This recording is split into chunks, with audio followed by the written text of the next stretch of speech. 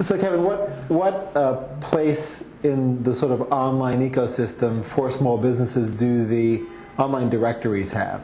Not just the general online directories like the Dun & Bradstreet Power Profiles directory with which I'm involved, and business.com, folks like that, but also the niche vertical directories that might be specific to an industry. What role do they play, and should small business marketers and local marketers consider that as one of the places that they are?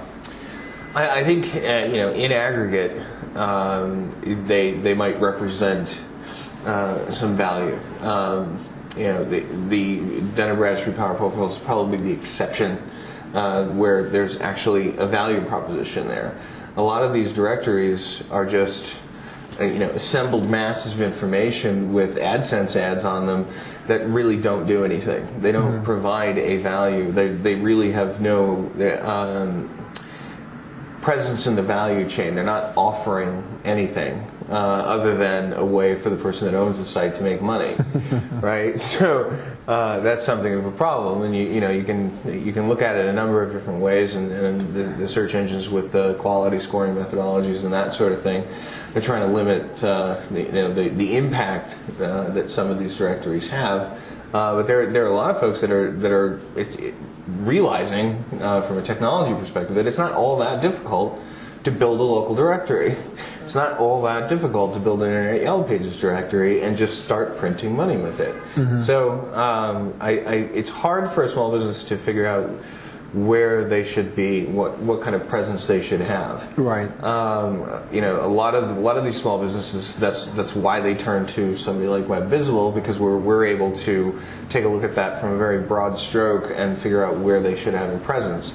But I think it's very difficult for those small businesses to evaluate 100 different ad platforms and 100 different opportunities. They just don't have the time. So the pitches that they're going to get via email and maybe direct mail are going to sound very similar for their particular vertical or even for a general directory. So they'll either do their own due diligence or they should turn to professionals, I guess, is what you're saying.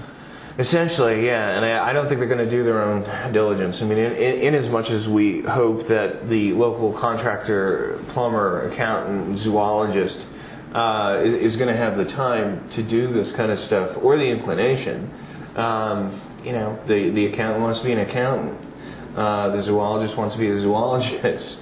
I've been to findazoologist.com. The rating system actually there is highly accurate, I think. Absolutely. Is that a subdivision of D&B Power Profiles? Maybe it should be. I would think so. There's an opportunity there. I don't think that they don't have the time to invest. These are very entrepreneurial people, and what always kind of freaks me out, and what really has started to freak me out lately, is the sales pitches that some of these folks get, and I've started to listen in on some of them. I've started to listen in on the people will call me and tell me, hey, I got this pitch for this online advertising platform, and it's nothing more than this crazy little directory that's probably not going to ever get them any traffic. But for whatever reason, they have a call center somewhere, and they've reached out to the small business, and it's pretty scary because these folks are getting tons and tons of misinformation, and a lot of them really feel like they have nowhere to go to find the answers. Right. And that's why you see the major financial companies, the major business publications are all building out small business areas.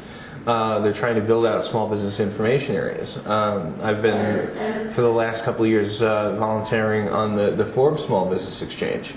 And that's just a platform where people can come in and ask me questions like, what do you think of this? Or how do I establish this kind of an online presence? You probably wouldn't be surprised, but I've been surprised at some of the questions I get. They seem so rudimentary.